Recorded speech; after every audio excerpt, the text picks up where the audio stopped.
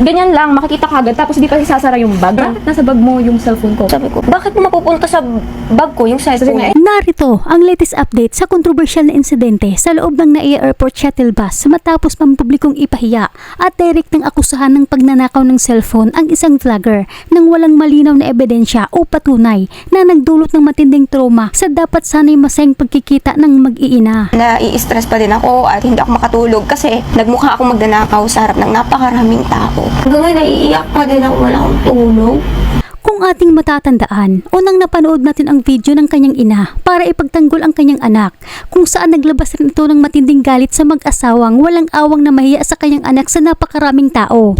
Ay talagang pag lumabas ang CCTV, isasampa namin sa pagmumukha mo nang ikaw naman ang mapahiya para maramdaman mo kung gaano ka-traumatic yung ginawa mo sa anak mo. At ngayon nga, mismo ang anak niya na vlogger ang naglabas ng buong salaysay tungkol sa nangyaring iskandalo. Sinagot rin niya ang mga tanong ng netizens. Paano nga ba napunta ang cellphone sa kanyang bag? At bakit siguradong ang mag-asawa na nasa kanya ito? At kung paano nakuha ang cellphone? Sa video na ito, ipinaliwanag niya ang lahat. Kaya't bilang mga Pilipino kabayan na pumapasok sa airport o sasakay ng eroplano, napakalagang mapakinggan natin ito sapagkat ay malakas ang hinala ng marami na baka isa na naman ito sa mga bagong modus operandi sa biyahe ng sindikato. Kung dati may laglag bala, ngayon baka tanim cellphone para mamirwesyo at mamiga ng pera sa mga pasahero. Narito pakinggan natin ang buong detalye para lahat tayo ay makapag-ingat.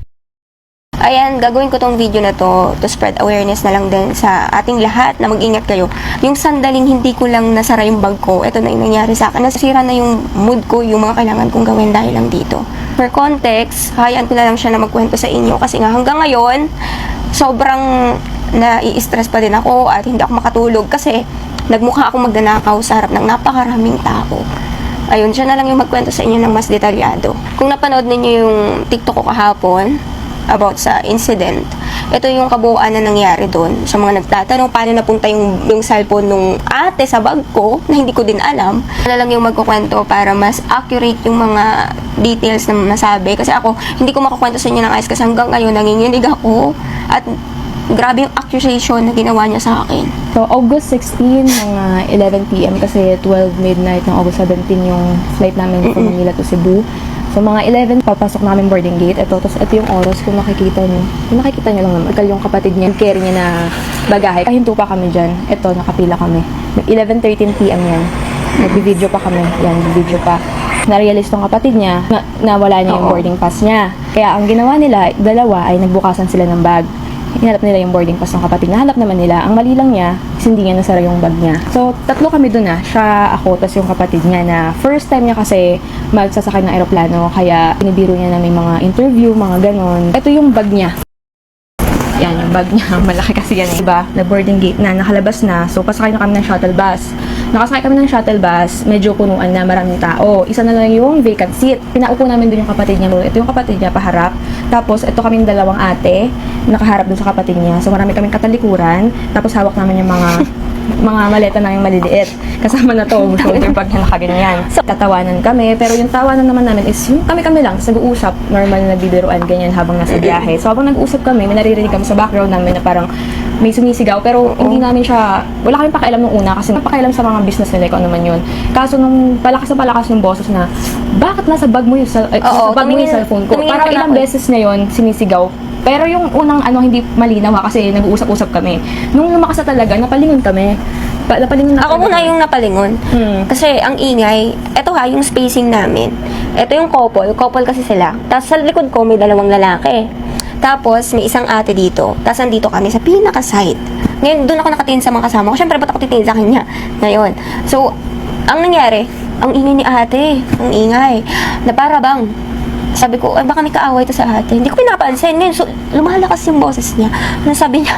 Basta galit siya, napasigaw na, bakit nasa bag mo yung cellphone ko? Ganon, galit na galit siya. Na kaya, napalingon din ako, sabi ko, sino kaaway nito? Nagulat talaga Nagulat ako na ganito yung expression ko, sabi ko. Nagulat talaga Nagulat ako na ganito yung expression ko, sabi ko.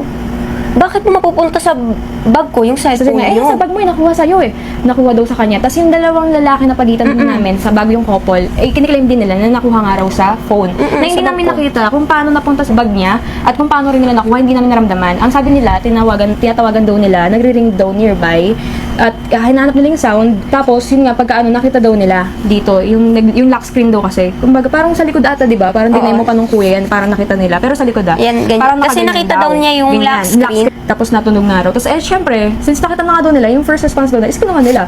Tapos doon lang nag-react yung babae, nung nakuha na nila. Hindi rin naman namin alam kasi nagkukwentuhan kami.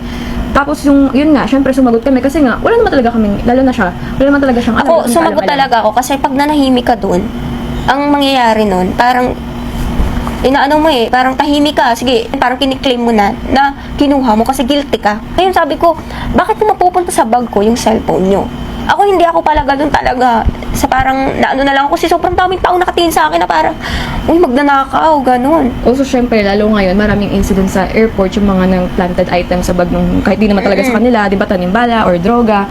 Malay mo, yan, may mga nauna na kumuha. Then, since open yan, baka nilusot doon, nakalagay yan dyan. Ito yung laptop namin nakalagay dyan, Yung iPad ko na ginagamit namin ngayon pang video. camera at cellphone din yan. Ito. Simula nung sumagot, sabi namin, huwag kayong basta-basta namimintang, malay nyo, may dyan, may natitrip, ganyan-ganyan, nanahimik silang couple. Ibo kung magnanakaw ako, bakit ko igaganyan yung Kaya, cellphone? ayun nga, I-display at hindi ko papatayin na mag-ring. Kung magnanakaw, di ba, dapat tagong-tago, tas pinakailalim. Tapos Oo. sinong tanga magnanakaw na ganyan lang, makikita kagad, tapos di pa isasara yung bag, di ba? Oo.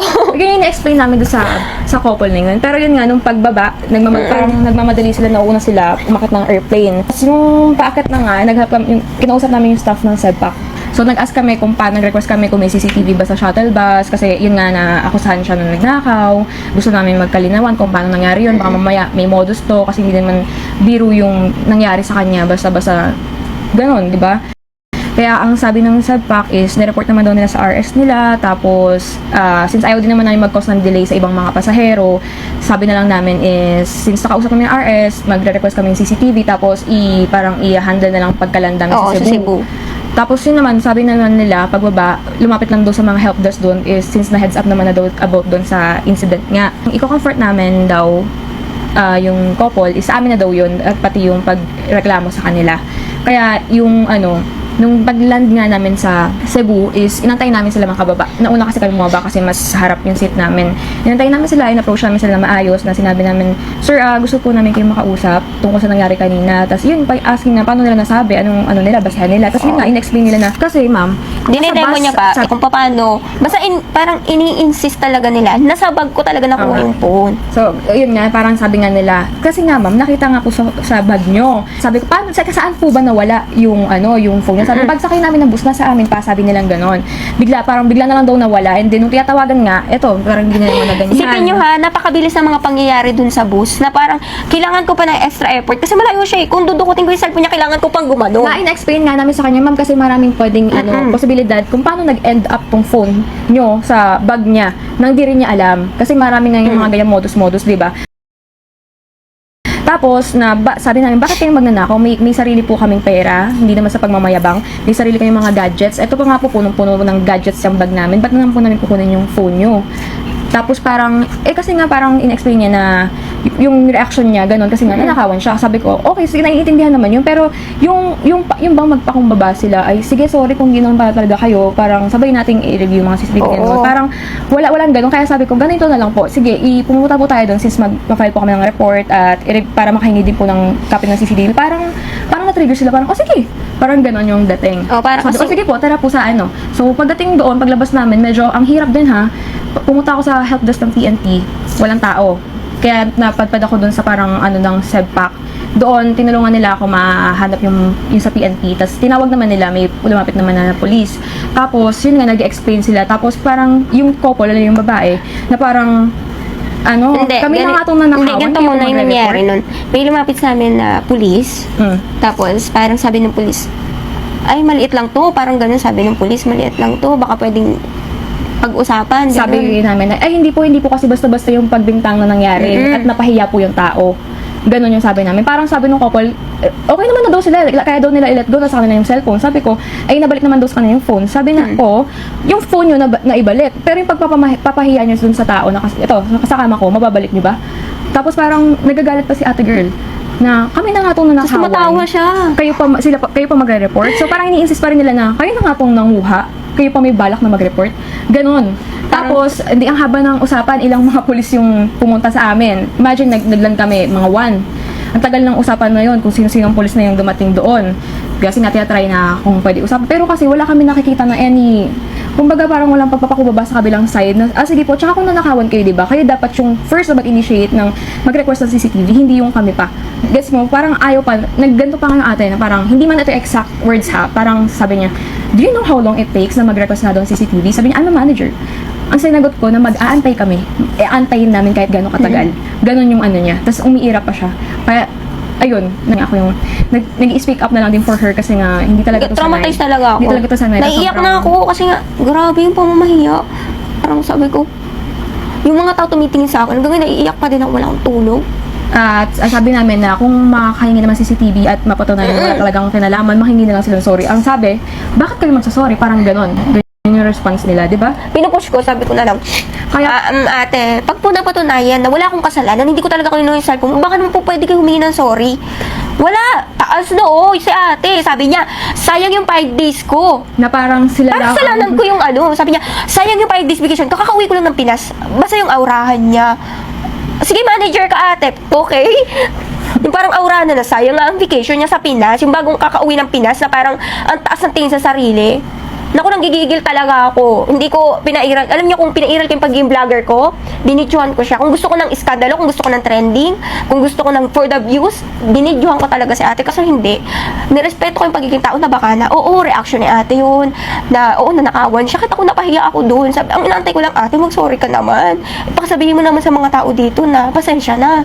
Ganun yun lang inaantay ko. Ayokong umabot kami sa PNP, ayokong umabot sa blatter. Yung, ano lang ba na, sabihin mo, sorry Ning, nagkamali ako. Tingnan natin yung CCTV, kung ano talaga nangyari, ganun. Wala, ayaw nilang magtingin ng CCTV. Ewan ko kung si ate, ano lang, sayang yung oras niya, or baka may tinatago siyang hindi ko alam. so ayun, baka may panibagong modus na naman or talagang may pagkukulang din sila. Pero na lang din namin para maiwasan at maging aral sa iba. Yun ang lesson learned talaga na laging i-close ang mga bag. Sipin nyo, ang laki ng nguso ng bag ko, diba? Ito kasi dala ko on the go, kasya camera ko, kasya laptop ko, kasya iPad. Lahat ng gadgets ko nandito. Alam niyo naman na, hindi naman sa nagva-vlog ako. Ayan. Ako mahihain akong vlogger eh, kasi nga, pag may nakakita sa aking tao na nagaganyan ako, tinatago ko agad yung camera. Ganun ako, kaya si ate, pasalamat ka ate, hindi kita binidyohan. Kasi sobrang antok na kami nung time. Wala pa kami tulog. Ang Wala kami forward tulog. namin pag land ng Cebu, papasundo kagad, matutulog na kagad. Kasi hindi yun nangyari. Nabot kami hanggang alas Alas 5. 5. Imagine mo, alauna hanggang alas 5 kami doon sa airport. Ayun, nawin ko lang sa inyo na sa mga nagtatanong, ito yung nangyari sa akin. Mahirap na maakusahan na magnanakaw at ipapahiya ka sa lahat ng tao na nandun. Isipin nyo ha, bus yun, shuttle, maraming tao, lahat ng sasakay sa airplane nandun. Tapos sisigawan ka, bakit nasa bag mo yung cellphone ko? Direct tingin sa mata, di ba? Parang ako, matutunaw ako kasi nga sabi ko, tangina, magnanakaw ba ako? Kunin ko yung cellphone niya, ganun.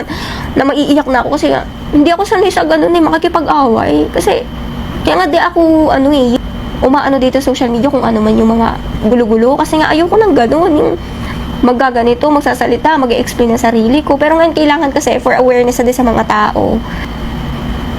Kasi kahit ipiniliwanag namin na kung magnanakaw kami, bakit? Kung magnanakaw siya, bakit niya hayaan nakabukas pa rin yung bag at ilalagay niya sa makikita mo kagad yung cellphone mo na ninakaw kuno niya? Ayun, sis, Wala pa rin, parang okay na nga eh. Nakuha na namin yung phone. Ready naman na kami, let go, okay na kami. Ewan ko sa kanila, parang ganun yung attitude na pinapakita ni ate. Dalawa silang Ganun mag-asawa din ang eh. sinasabi niya talaga doon sa pulis. Oo. Ganun ang sinasabi. Parang tuloy yung tingin sa amin ng pulis na Parang magnanakaw ata parang sila to lang ang naabala. Oo, Like, ganun. hello, kami rin may kami dito sa Cebu na kailangan gawin na naabala mo kami. As in, sobra. sobrang nakakahiya. Pasensya na ho kayo dun sa mga nandun na na nagkos kami ng kumbaga sagutan. Lahat tayo pagod. Lahat tayo may pinagdadaanan, problema. So, ayun, pasensya na po kung naabala kayo. Kasi hindi ko din naman to kinusto. Ayun lang, doble ingat kayo. Hindi ako naghahangat ng atensyon or anuman. Akin lang for awareness. At sana, mag-ingat kayo. Isara nyo lagi yung bag nyo.